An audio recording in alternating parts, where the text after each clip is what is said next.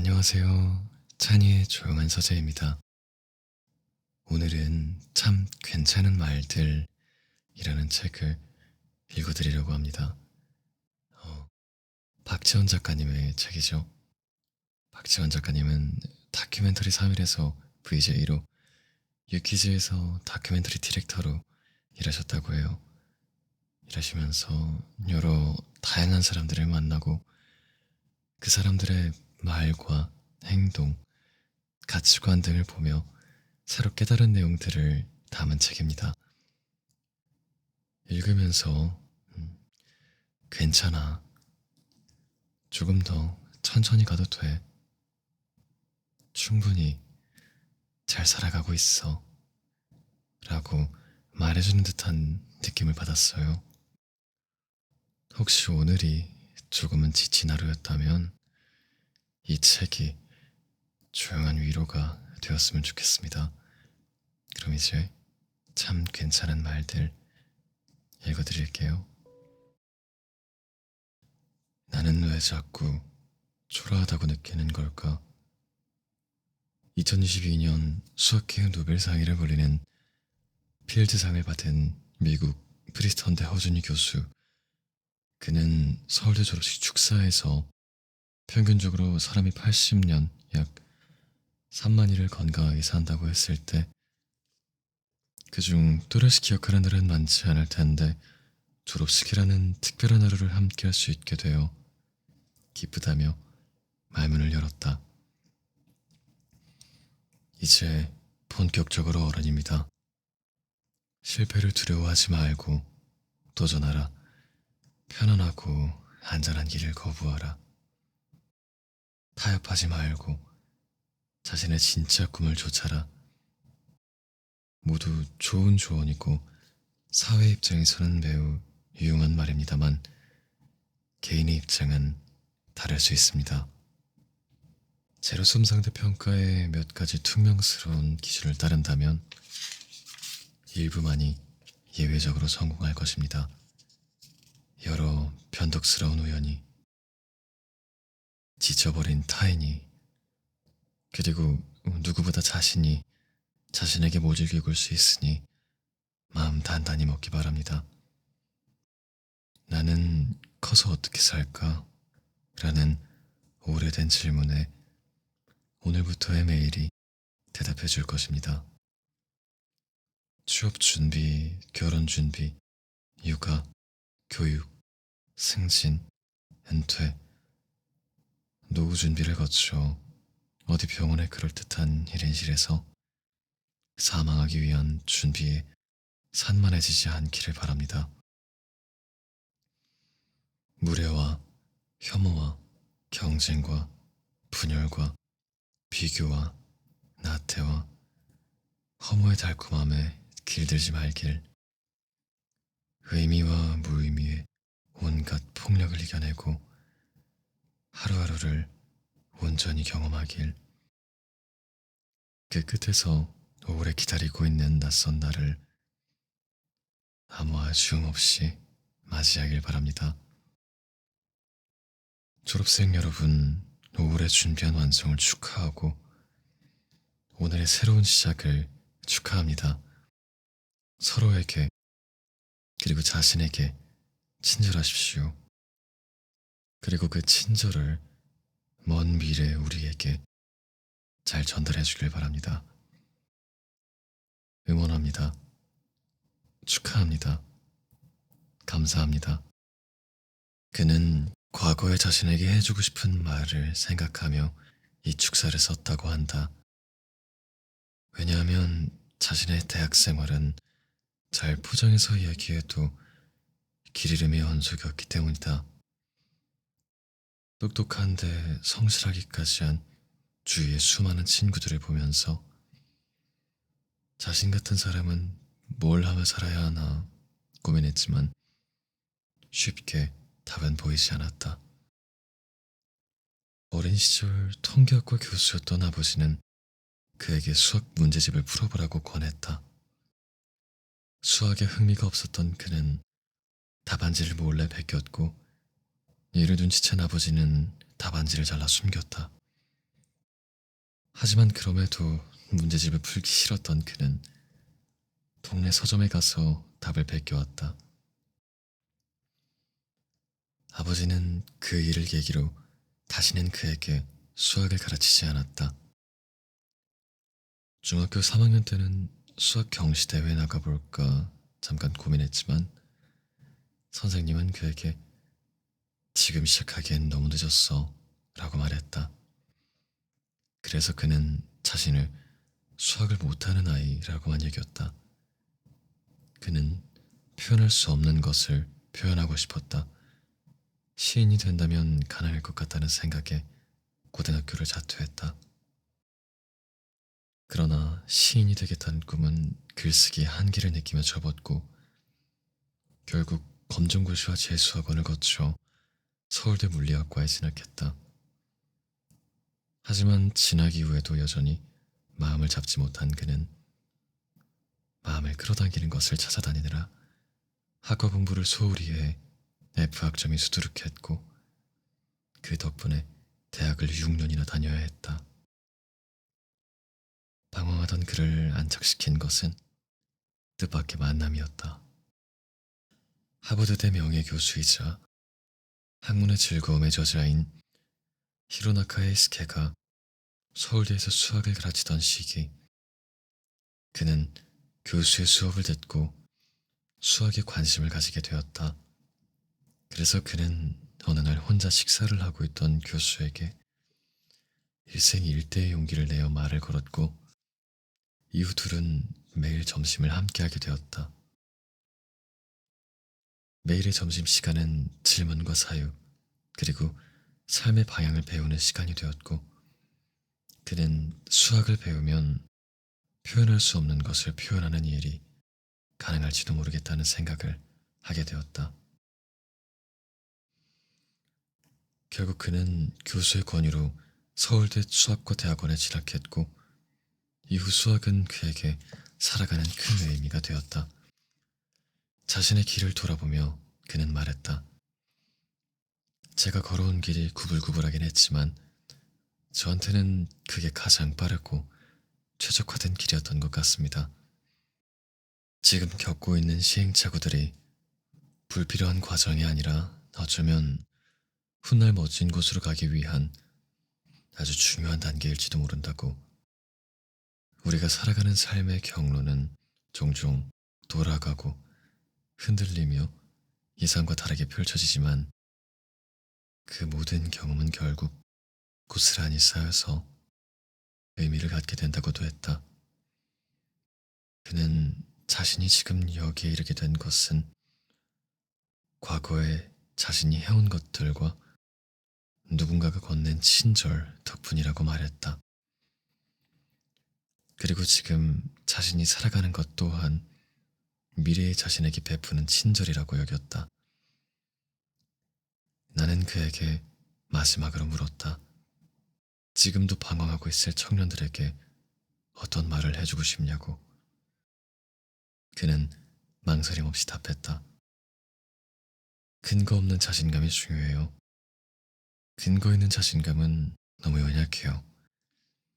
예를 들어 수학을 잘한다는 근거로 자신감을 쌓으면 대학원이나 세상에 나가서 그보다 훨씬 잘하는 사람들을 만나면 그 자신감이 쉽게 깨져버리죠. 결국 내가 그렇게 특별한 사람이 아니었다는 걸 깨닫고 충격을 받게 됩니다.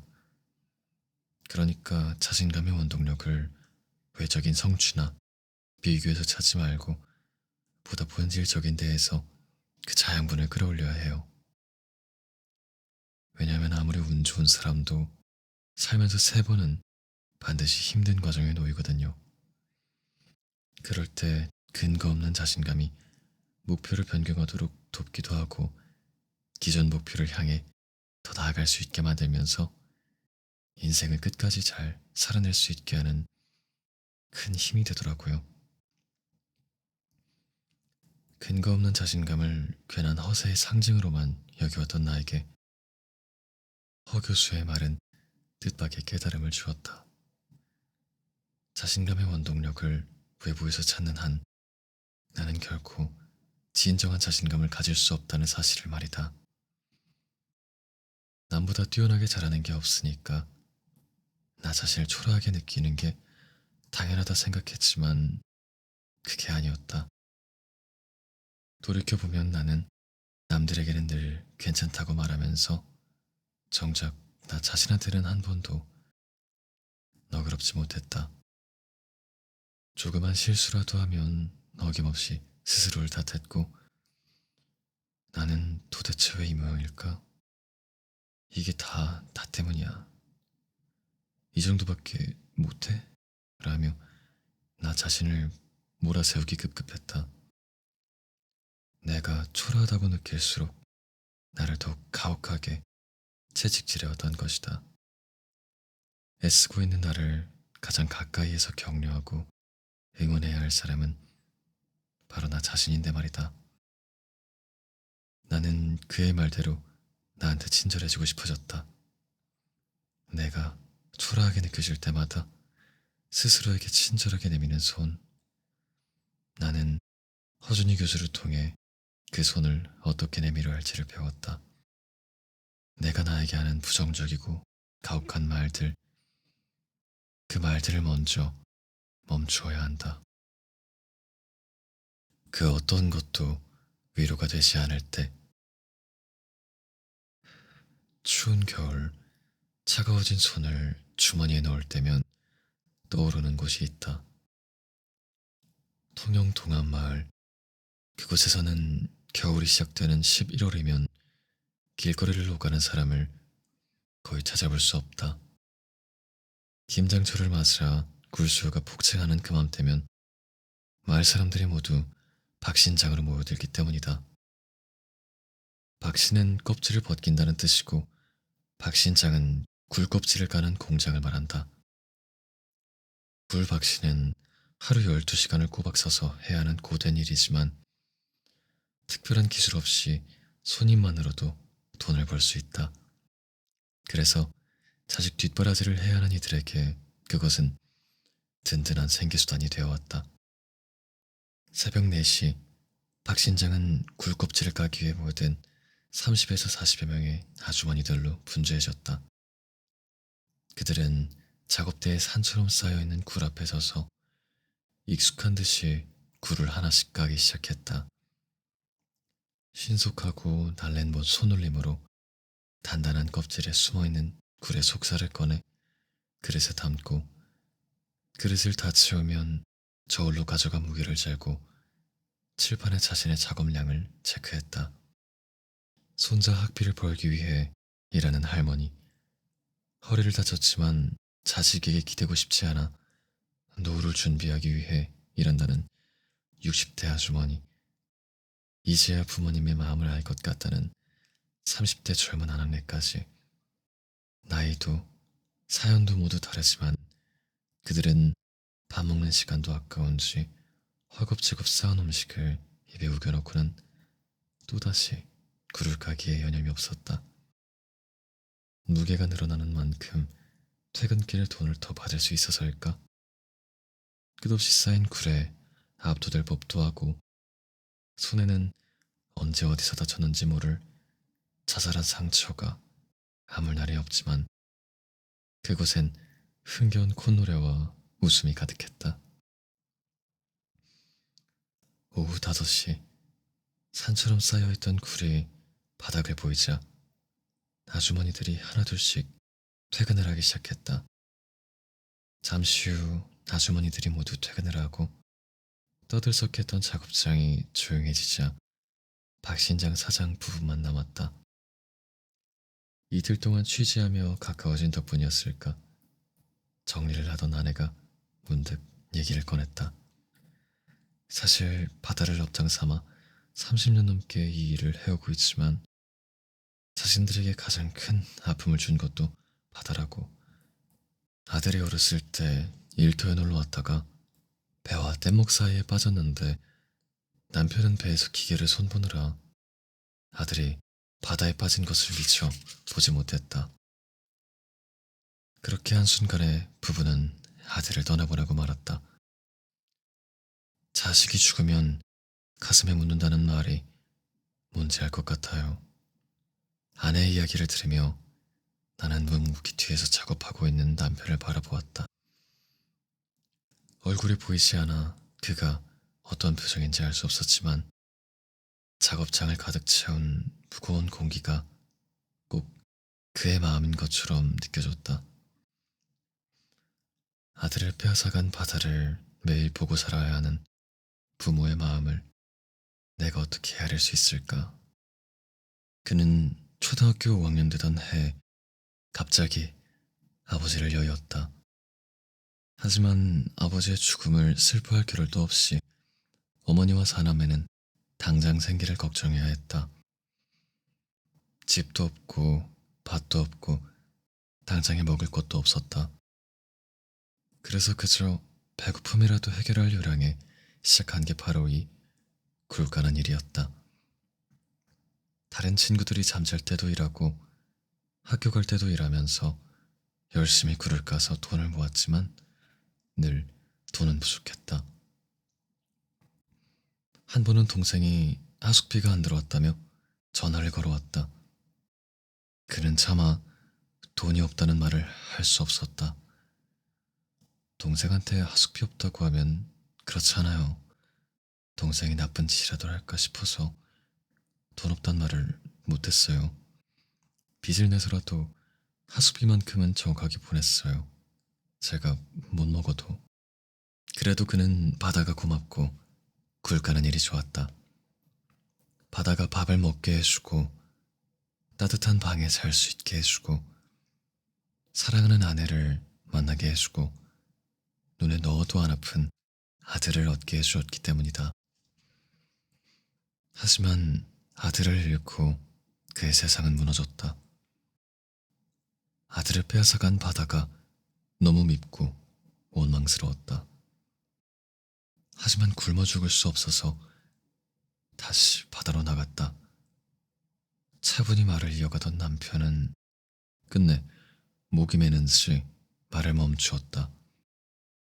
그리고 바다를 보며 크게 숨을 내쉬었다. 추운 겨울 한 포장마차에서 20대 남자 둘이 술을 마시고 있었다. 그들은 같은 회사에 다니는 선후배 관계로 보험 설계사였다. 3년 차인 선배는 주간지에 소개될 정도로 실적이 좋은 보험 설계사였다. 그는 입사했을 때 회사에서 영업에 도움이 될 만한 화술책을 받았다. 하지만 연습할 상대가 마땅치 않아 집에서 키우던 개구리를 상대로 수백 번 넘게 연습했다고 한다. 이야기를 듣고 있던 1년차 후배는 그저 선배가 부러울 뿐이라며 자신은 몇 달 동안 실적이 좋지 않다가 지난달 조금 실적이 좋아서 한숨을 돌렸는데 이번 달은 또 어떻게 해야 할지 앞이 캄캄하다고 했다. 사실 술도 힘들어서 먹는 거라고 했다. 후배에게 위로를 해주고 싶었던 걸까? 선배는 오래전 이야기를 꺼냈다. 어떤 고객이 보험을 들겠다며 자신의 집 앞으로 오라고 하기에 기쁜 마음으로 달려갔다고 한다. 그런데 고객은 약속 시간을 넘어 자정이 될 때까지 나타나지 않았다. 그래도 혹시나 하는 마음에 그는 계속 고객을 기다렸다. 다리는 후들거리고 춥고 배는 고프고 화도 나고 서글프기도 했지만 조금만 더 버텨보자 싶었다. 나중에는 지금까지 기다린 게 아까워서 버텼다. 어느덧 시간이 새벽 3시를 넘어갔다. 그제야 연락이 단 고객은 이렇게 말했다. 미안하지만 사실 자신의 여자친구가 보험회사에 다니고 있어서 이미 그쪽에 가입을 했는데 당신이 정말 기다릴지 보고 싶어서 그랬다고. 그렇게 어이없는 전화 한 통이 끝이었다. 빈손으로 터덜터덜 집에 돌아간 그는 샤워기를 틀어놓고 꺼이꺼이 울었다. 그는 그렇게 진상 고객을 만나 호된 경험을 한 게 나중에는 도움이 되었다고 했다. 후배는 말없이 선배에게 술을 건넸고 한 잔 가득 입에 털어넣은 선배는 술 맛이 있었는지 크 하며 숨을 뱉었다. 어릴 적 나는 착하게 살면 복을 받을 거라고, 열심히 살면 좋은 일만 생길 거라고 믿었다. 그래서 착하게 열심히 살아야지 했다. 그런데 아무리 착하게 살아도 불행이 찾아올 때가 있었다. 처음에는 그 사실을 받아들이기가 힘들었다. 하지만 이내 세상이 원래 불공평하고 불합리하다는 사실을 깨닫게 되었다. 그렇다고 때때로 화가 나지 않았던 것은 아니다. 특히나 다큐 3일과 유퀴즈에서 수많은 사람들을 만나 그들의 안타까운 이야기를 듣고 있노라면 이게 맞나? 하는 생각이 자주 들었다. 그들의 불행 앞에서 무너지지 않고 끝끝내 버티는 모습을 보고 있노라면 눈물이 없다는 생각이 들기도 했다. 하지만 나는 그들에게 쉬 위로의 말을 건네지 못했다. 무슨 말을 건네야 할지 엄두가 나지 않았기 때문이다. 그저 살다 보면 그 어떤 말로도 위로가 되지 않는 순간이 있고, 그럴 때는 섣부른 위로를 건네기보다 가만히 옆에 있어주는 게 낫다는 것을 배웠을 뿐이다. 그런데 최근 한 드라마를 보다 그들에게 들려주고 싶은 위로의 말을 찾게 되었다. 드라마 미지의 서울에서 미지는 공부를 잘해 항상 주목받는 언니와 달리 딱히 내세울 것이 없어 자신을 늘 초라하게 여긴다. 그러다 어느 날 달리기에 소질이 있다는 사실을 알게 된다. 달릴 때만큼은 자신도 반짝반짝 빛난다는 것을 느낀 것이다. 하지만 주목받는 육상 선수가 된 것도 잠시, 발목 부상으로 더 이상 달리기를 할 수 없게 된다. 그 뒤 미지는 3년 동안 방에 틀어박혀 아무것도 하지 못하는데 어느 날 할머니에게 말한다. 다시 아무것도 아닌 때로 못 돌아가겠어. 거기밖에 돌아갈 데가 없는 것도 아는데 너무 초라하고 지겨워. 나한테 남은 날이 너무 길어서 아무것도 못하겠어. 할머니, 나 너무 쓰레기 같아. 사슴이 사자 피해 도망치면 쓰레기야? 소라게가 잡아먹힐까봐 숨으면 겁쟁이야? 다 살려고 싸우는 거잖아. 미지도 살려고 숨은 거야.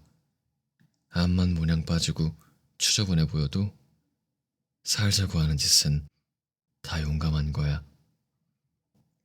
아무리 모양 빠지고 추저분해 보여도 살자고 하는 짓은 다 용감한 거라는 할머니의 말이 마음에 와닿았다. 그 어떤 것으로도 위로가 되지 않았던 날, 그 말은 내게 깊은 위로가 되어주었다. 그래서 뒤늦게나마 인생의 겨울을 지나고 있는 모든 사람들에게도 그 말을 전해주고 싶다. 살자고 하는 짓은 다 용감한 것이라고. 그리고 한번 믿어보면 어떨까?